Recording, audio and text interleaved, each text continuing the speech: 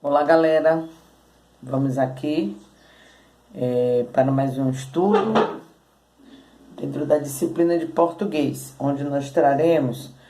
Hoje eu trago para vocês o conteúdo ao qual nós já trabalhamos na aula online, na aula do Meet, né? Esse assunto já foi abordado, mas como nós temos a preocupação com a galerinha que, infelizmente, por vários motivos, não participam da aula do Meet, por conta da falta de um aparelho, por conta do horário. E aí a gente traz esse assunto dentro de um resumo para a aula do Meet, que a gente posta lá no Google Sala de Aula.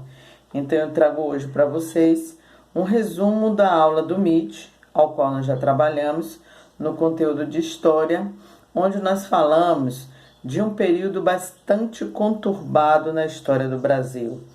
Foi um período em que, vamos fazer um resumo que eu já fiz venho fazendo em todos os momentos, né, da política do nosso país. Dom João VI, ele veio com a família real para o Brasil.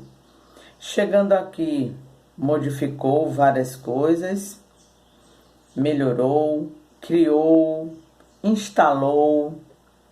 Ele criou o Jardim Botânico, Banco do Brasil, implantou a Biblioteca Real, ao qual ele trouxe milhares de livros dentro dos seus acervos. De Portugal ele trouxe para o Brasil. Então ele trouxe bastante melhorias para o nosso país. Veio para o Brasil, afugentado, né, pela França, na pessoa do senhor Napoleão Bonaparte. Ele vem para o Brasil para não perder o trono.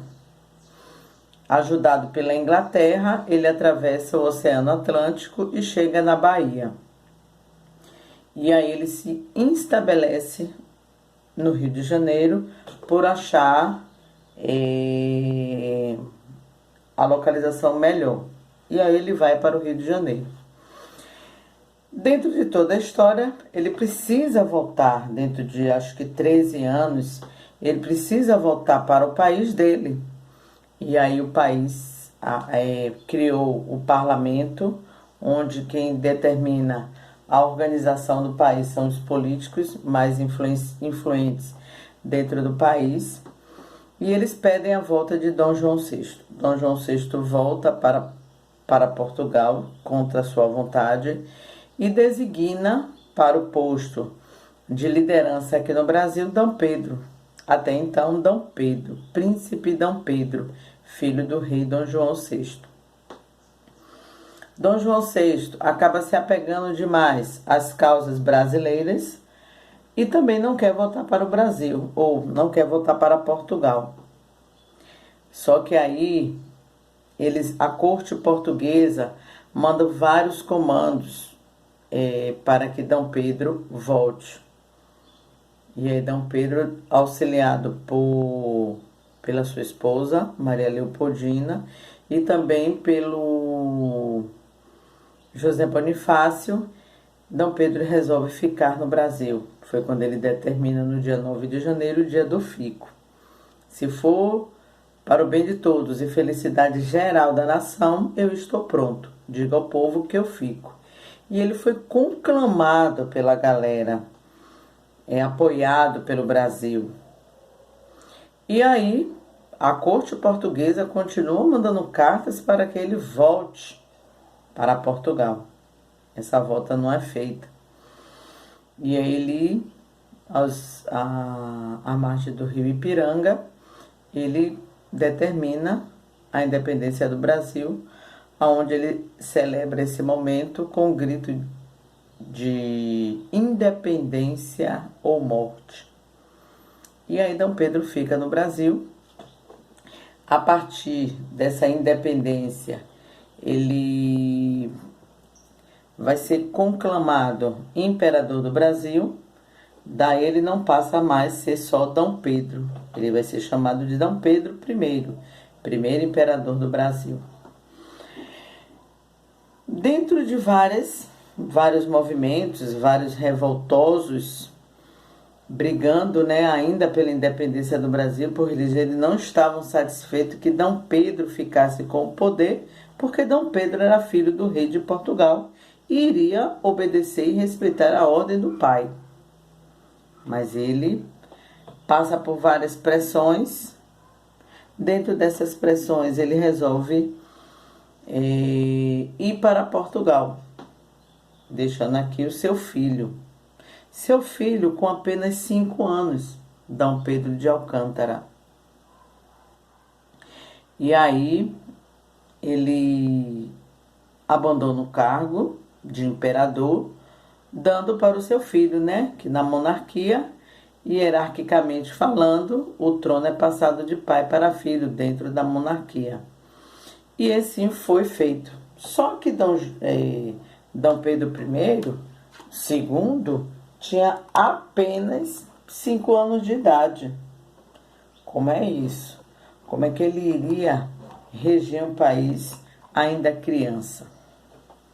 E aí, foi nesse momento em que José Bonifácio, que ficou com a tutela, né, de tomar conta dos filhos de Dom Pedro I, que partiu para Portugal, ele fica tomando conta de Dom Pedro de Alcântara, com 5 anos, e resolve fazer um período chamado período regencial, onde o Brasil foi primeiramente governado por brasileiros.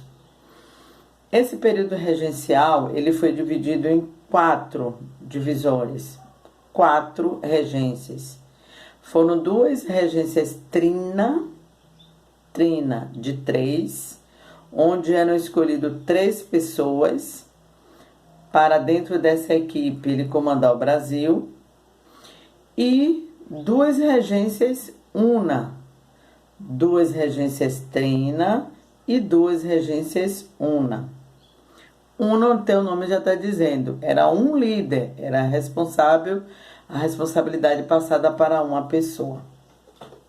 E aí, nós iniciamos esse período tão conturbado no Brasil, onde alguns revoltosos queriam que o Brasil não dependesse dessa regência, fosse totalmente independente da família de Portugal, e outros queriam que o Brasil voltasse a ser colônia de Portugal.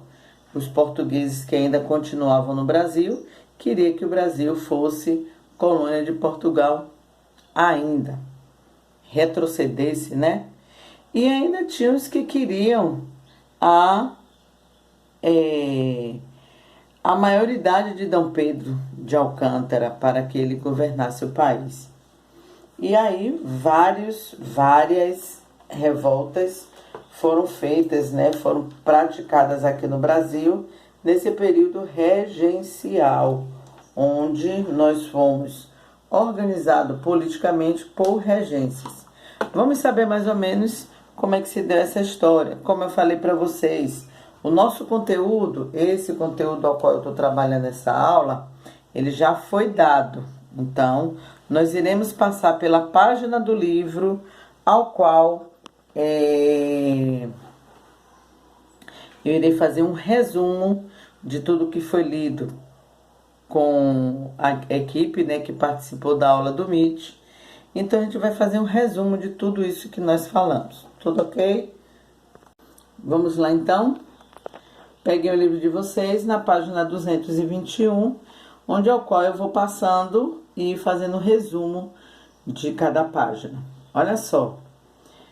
Dom Pedro I abdica o cargo de imperador do Brasil e volta para Portugal.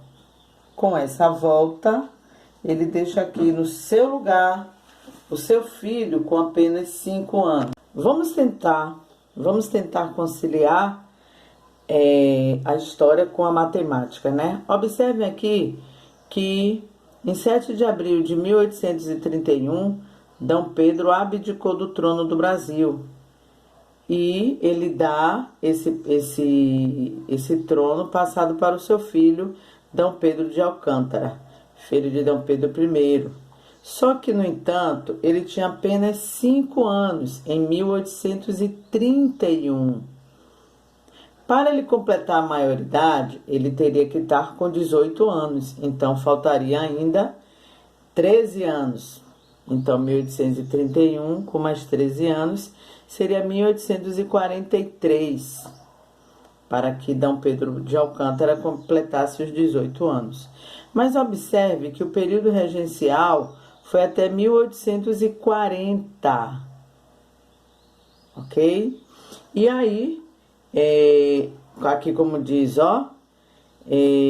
no entanto, ele estava com apenas 5 anos e só poderia ficar, de fato, à frente do governo quando atingisse a maioridade no ano de 1843. Só que ele assume o cargo em 1840, como diz aqui, então, 3 anos antes. E aí, no entanto, o país não podia ficar sem um comando, ele adotou o período regencial até que D. Pedro II, segundo imperador do Brasil, atingisse a maioridade, porque estava previsto essa lei dentro da Constituição. E aí, ele diz aqui dentro dos artigos, ele fala justamente isso. Só que até os 18 anos de D. Pedro, essa lei aqui criou-se esse artigo, onde diz o seguinte: durante a minoridade, o império será governado por uma regência, ao qual pertencerá ao parente mais achegado de D. Pedro, no caso aí, José Bonifácio, né? Se o imperador não tiver parente algum que reúna essas qualidades, será um império governado por regência permanente.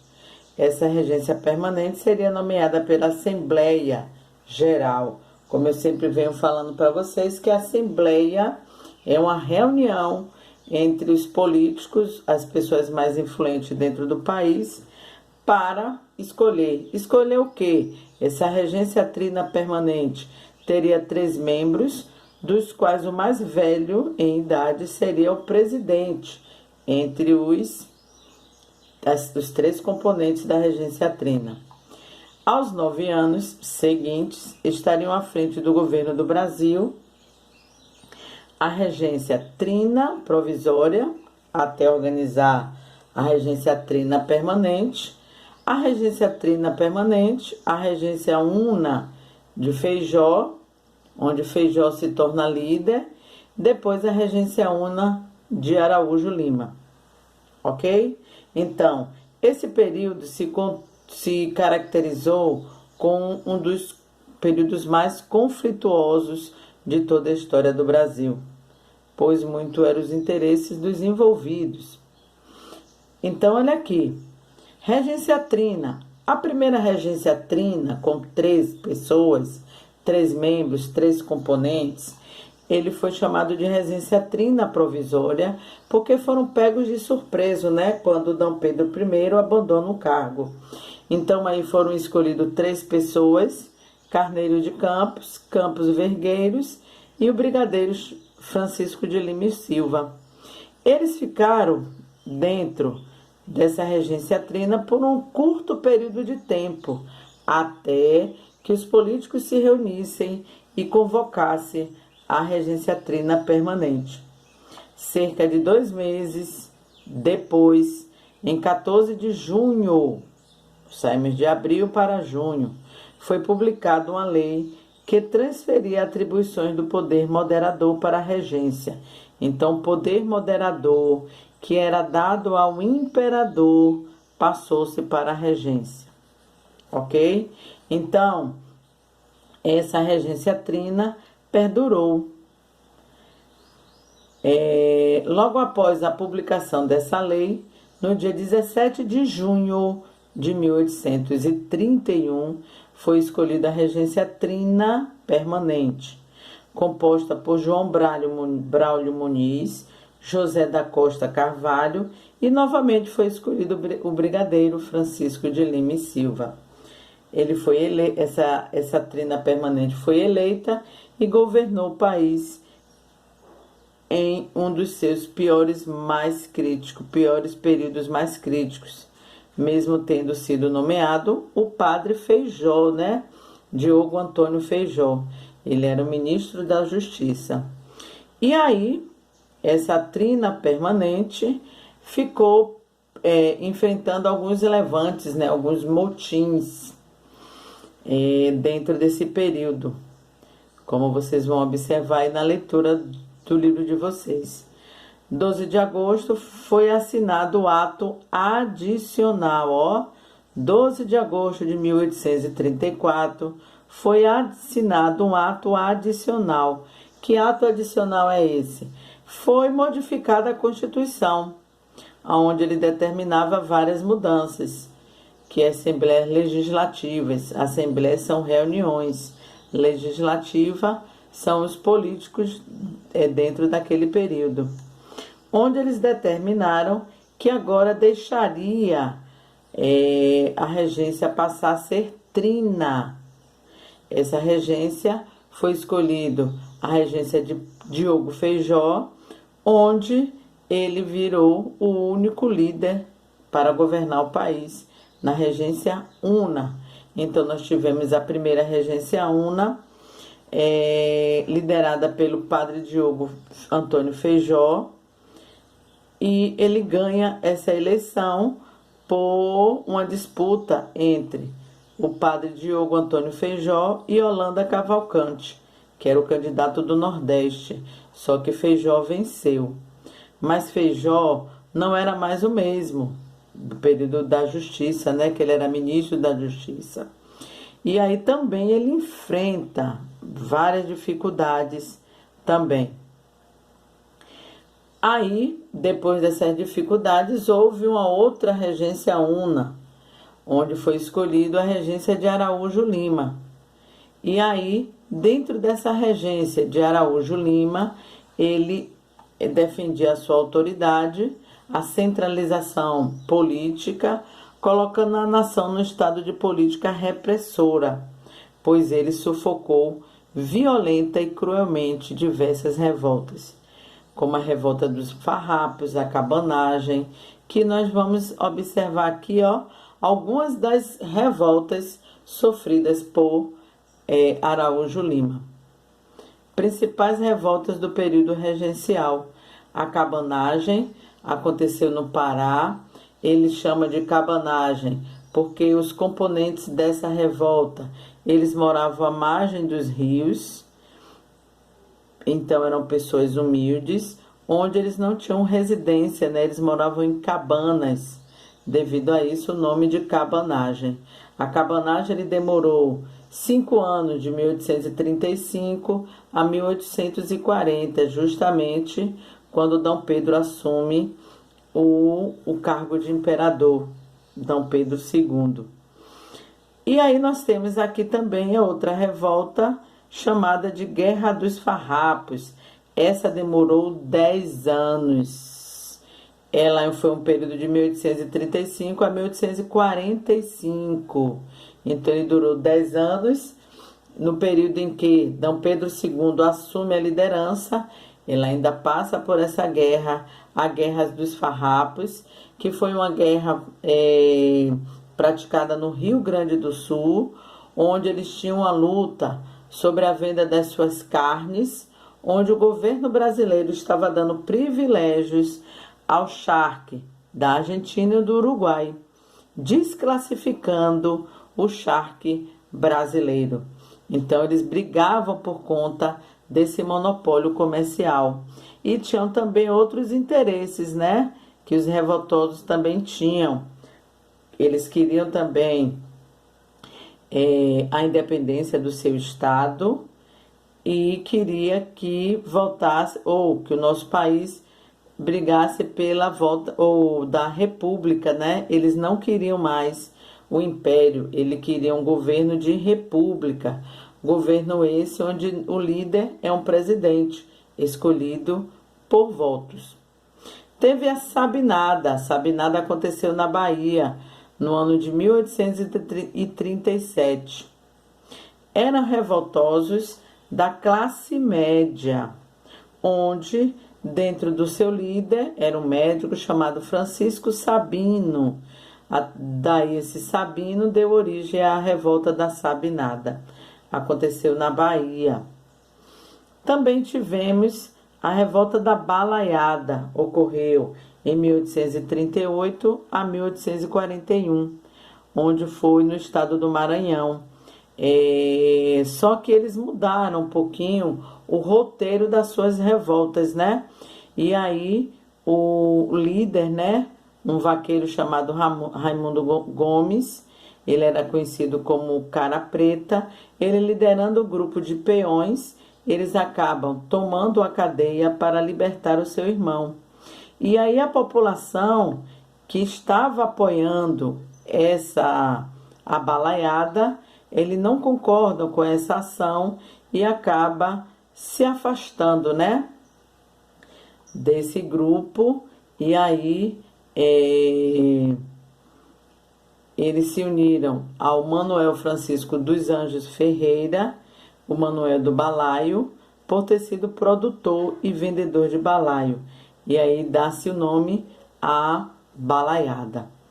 Então essas foram algumas guerras e lutas que o nosso Brasil enfrentou no período regencial, onde dentro de todo esse problema, D. Pedro II, D. Pedro de Alcântara, ele assume o poder com 14 anos, onde eles mudam a Constituição para beneficiar ou para modificar esse comando. E aí D. Pedro II, ele acaba se tornando imperador do Brasil com apenas 14 anos, onde a Constituição determina que com 14 anos ele seria considerado de maior. Aqui nós temos a figura de Duque de Caxias, que era o tão chamado Luiz Alves de Lima e Silva. Ele chefiou e lutou pela pacificação das guerras, e aí dentro de toda essa situação ele vira um Duque de Caxias, pois ele sufocou a revolta e mais tarde lá em Caxias, no Rio Grande do Sul, e ele torna-se o Duque de Caxias. As revoltas, além da questão da autonomia para as províncias, as grandes diferenças socioeconômicas, a insatisfação com altos impostos, também refletiam lutas pelo poder de vários delas. E aí, dentro de toda essa conturbada revoltas, movimentos onde os interesses são vários, D. Pedro acaba assumindo o império, se tornando D. Pedro II com apenas 14 anos, e ele vai durar dentro do seu governo, ele vai comandar o segundo reinado como segundo imperador do Brasil. Tudo ok, minha galera? Então vamos nos prepararmos para o conteúdo, né? E a nossa avaliação de história. Um grande beijo para vocês.